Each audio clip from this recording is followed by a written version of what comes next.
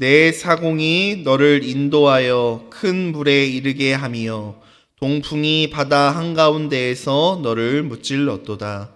내 재물과 상품과 바꾼 물건과 내 사공과 선장과 내 배의 틈을 막는 자와 내 상인과 내 가운데에 있는 모든 용사와 내 가운데에 있는 모든 무리가 내가 패망하는 날에 다 바다 한가운데에 빠질 것이며 내 선장이 부르짖는 소리에 물결이 흔들리로다.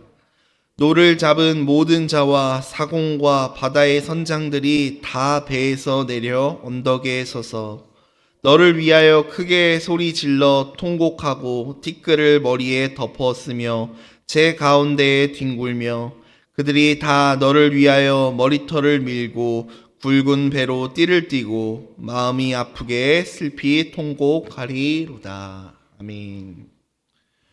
오늘도 새벽을 깨어 기도하시는 성도님들을 주님의 이름으로 환영하고 또 축복합니다. 또한 가정과 직장과 삶의 자리에서 온라인으로 예배드리시는 성도님들께도 이곳과 동일한 하나님의 은혜가 넘치기를 간절히 축원합니다. 오늘은 함께 읽은 이 에스겔서 27장 본문을 근거로 무너진 두로의 배라는 제목으로 함께 말씀 나누고 기도하기를 원합니다. 여러분 혹시 그 미국의 디트로이트라는 도시에 대해서 알고 계시나요? 그 디트로이트라는 도시는 한때 정말 대단했던 도시였습니다.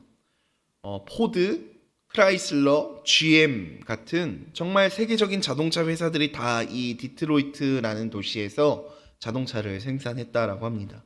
그래서 당시 사람들은 이 디트로이트를 이렇게 불렀습니다. 자동차 산업의 수도, 미국 경제의 심장과 같은 도시다라고 이 디트로이트를 이야기했습니다. 사람들이 디트로이트를 이야기할 때 절대 무너지지 않는 도시 디트로이트라고 자랑하며 이 디트로이트를 소개했다라고 합니다.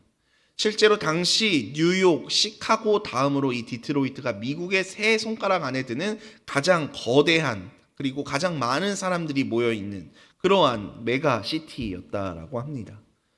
도시의 일자리는 넘쳐났고 이 자동차 산업의 부흥으로 말미암아 많은 사람들이 오고 가면서 부유하고 화려하고 또한 번성했던 도시가 바로 미국의 디트로이트라는 도시란 곳입니다. 근데 오늘날은요, 그 디트로이트의 많은 인구들이 다 다른 곳으로 떠났고 인구가 절반으로 줄었고 또한 실업률은 치솟고 있으며 빈 공장과 빈 집이 넘쳐나고 있다라고 합니다. 이렇게 빈 공장과 빈 집이 넘쳐나다 보니까 이 빈 공장과 빈 집을 갱들이 아지트로 사용하고 그러다 보니까 오늘날의 이 디트로이트는 과거에는 미국 경제의 심장이라 불렸던 디트로이트가 오늘날에는 마약과 범죄의 도시, 그런 악명 높은 도시가 되어버린 도시가 바로 디트로이트라는 것입니다. 왜 디트로이트는 이렇게 되었을까요? 겉으로는 멋있어 보였고 화려해 보였고 모든 것을 가지고 있는 듯 보였지만 결국 기초가 무너진 것입니다. 산업이 변화하는 그 변화를 준비하지 못하였고 경제 구조가 무너져 버리자 사람도 떠나고 기업도 떠나면서 결국 도시가 통으로 무너져 버렸다라는 것이죠. 오늘 우리가 함께 읽은 이 에스겔서 27장에도 이러한 도시 하나가 나옵니다. 이 도시의 이름은 두로라는 도시입니다. 두로 또한 앞서 설명드렸던 그 미국의 디트로이트와 같이 무역, 경제, 해상권으로 이런 것으로 인하여서 번성했던 도시였습니다. 오늘 본문에 보니까 두로가 자신을 소개할 때 우리 두로를 어떻게 소개했냐면은 나는 온전히 아름답다라고 이 두로라는 도시를 소개했다라고 합니다. 그만큼 이 두로에 소속돼 있는 두로에서 살아가고 있는 그 사람들 나는 온전히 아름답다라고 외칠 만큼 스스로에 대한 자부심이 대단했던 도시입니다. 근데 하나님께서는 오늘 이 대단한 이 화려하고 아름다운 이 도시를 어떻게 말씀하시냐면은 그 도시가 한순간에 무너질 거다라고 말씀하십니다. 주 안에서 사랑하는 우리 송파교회 성도 여러분, 오늘 이 에스겔서 말씀을 통하여서 오늘 이 아침 우리의 삶을 좀 점검해 보았으면 좋겠습니다. 이 정도면 나는 괜찮아. 이 정도면 내 인생 훌륭하지 뭐. 하나님이 아닌 다른 무언가로 인하여서 나는 괜찮을 거야 라고 내가 나도 모르게 혹은 스스로 이야기하고 있지 않은지, 겉으로는 멀쩡해 보이고 괜찮아 보이지만 정작 하나님 앞에서 내가 내 인생의 뿌리를 나는 어디에 내리고 살아가고 있는지 오늘 이 새벽 그것을 한번 되새겨보고 돌아보는 시간이 되기를 간절히 소망합니다. 오늘 본문이 에스겔서 27장으로 돌아와서 이 두로라는 도시에 대해서 좀 더 살펴보기를 원합니다. 두로가 어떠한 도시였냐면은 두로는 오늘날 우리의 인천이나 혹은 부산과 같이 바닷가 위에 세워진 큰 항구가 있는 항구 도시였습니다. 큰 항구로 인하여서 자연스럽게 무역이 발달하게 된 그러한 도시가 바로 두로였다라는 것이죠. 당시 지중해를 누비던 무역의 중심지였고 해상 왕국이라 불러도 부족함이 없는 그러한 도시였습니다. 에스겔서는 두로를 한 척의 거대한 배에 묘사하고 있습니다. 그 배는 최고급 재료로 만들어졌고 뛰어난 선원들과 기술자들과 또 이 배를 지키는 탁월한 무사들이 타고 있었으며 전 세계 무역품들이 이 배에 실려 있다라고 소개하고 있습니다. 표면적으로 보면 이 배는 거대하고 아름답고 많은 것들을 소유하고 있고 완벽합니다. 풍요롭고 강력하고 부족함이 없습니다. 그런데 이 화려한 배가 한순간에 폭풍을 만나 침몰하고 맙니다. 오늘 본문 3절 말씀을 한번 읽어보기를 원하는데요. 두로가 자기에 대해서 이렇게 이야기를 하고 있습니다. 우리 화면을 보시면서 함께 읽어볼까요? 시작. 너는 두로를 향하여 이르기를 바다 어귀에 거주하면서 여러 섬 백성과 거래하는 자여 주 야훼께서 이같이 말씀하시되 두로야 내가 말하기를 나는 온전히 아름답다 하였도다.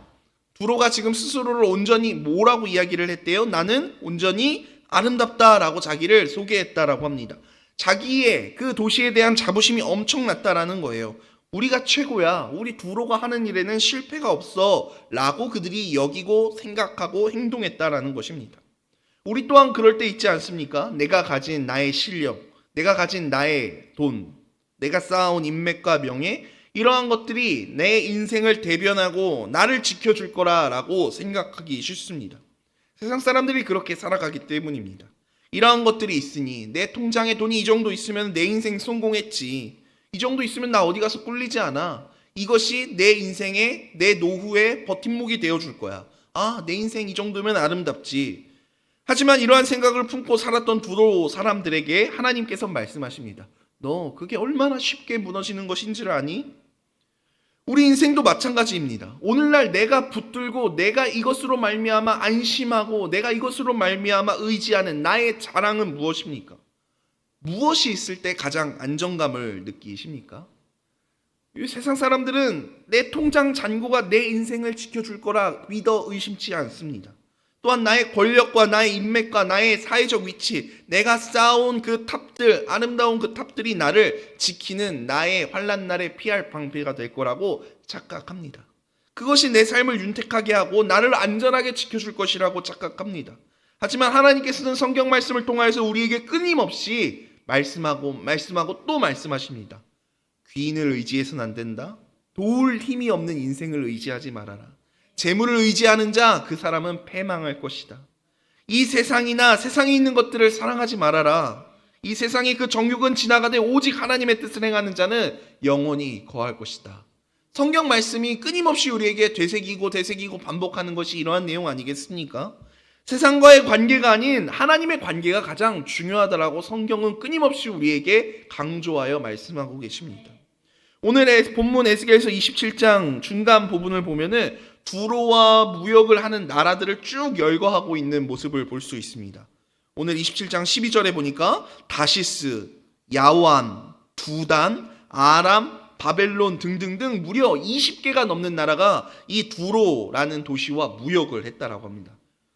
얼마나 많은 나라들로부터 그 20개가 넘는 나라들로부터 교역품이 드나들고 각 나라의 특산품들이 다 이 두로로 들어오지 않았겠습니까? 다시 말해 두로는 이 나라들, 이 20개가 넘는 나라들과의 관계로서 부와 명성을 쌓던 나라입니다.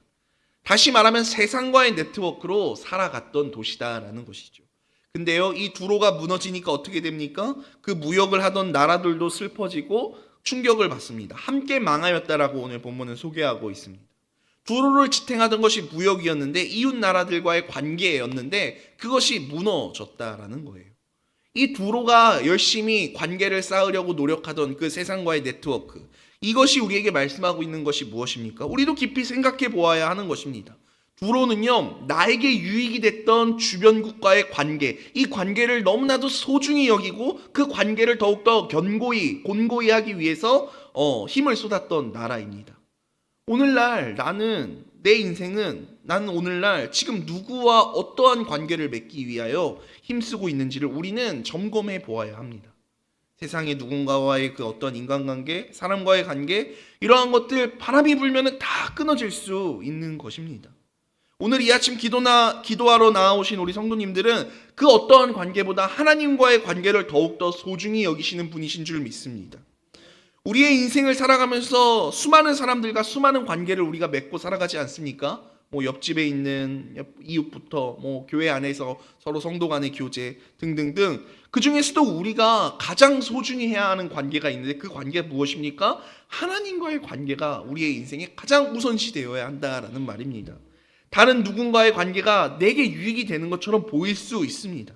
그것이 내게 도움이 되는 것처럼 내 눈앞에 펼쳐지고 또한 생각되어지고 경험되어질지라도 우리는 다른 어떤 눈앞에 보이고 귀에 들리는 상황과 환경에 집중하지 않고 그 어떤 것보다 하나님과의 관계에 우리가 더욱더 집중하고 그것을 위하여 더 힘써야 한다라는 것입니다. 다시 본문으로 돌아와서 본문 26절을 보면은 이런 말씀이 나옵니다. 26절과 27절 말씀인데요. 우리 함께 화면을 보시면서 함께 읽어볼까요? 시작.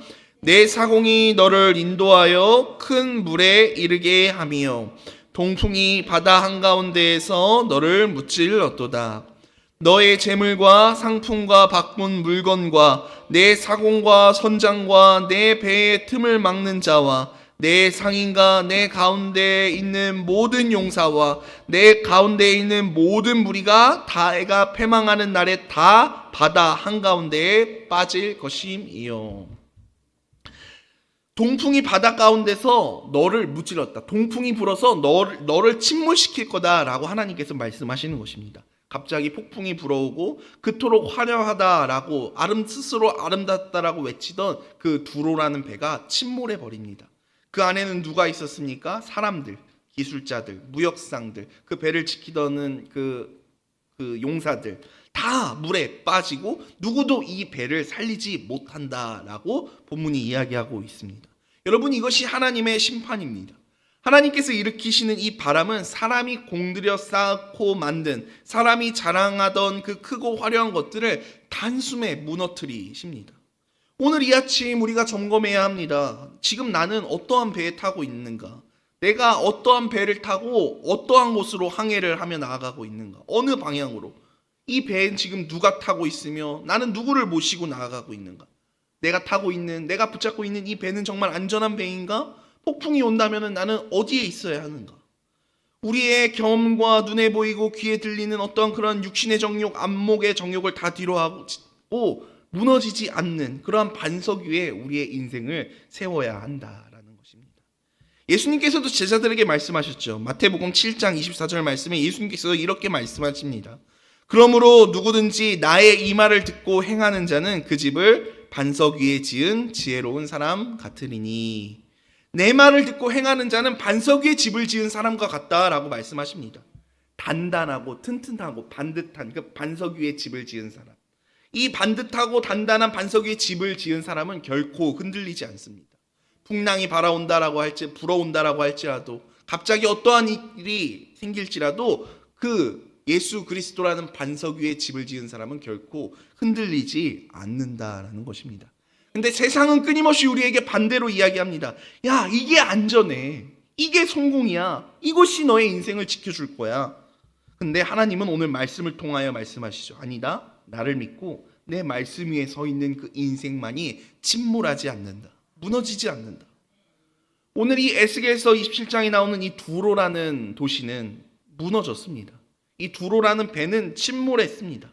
하지만 여러분 기억하셔야 할 것은 하나님의 사람, 그 말씀 위에 서 있는 사람은 결코 무너지지 않는다라는 사실입니다. 1900년대 초반에 세계에서 가장 크고 화려한 배가 건조되었다라고 합니다. 그 배의 이름은 우리에게 98년도 영화로 개봉하여 큰 흥행을 이루었던, 우리에게는 영화 제목으로 더 잘 알려진 타이타닉이라는 배입니다.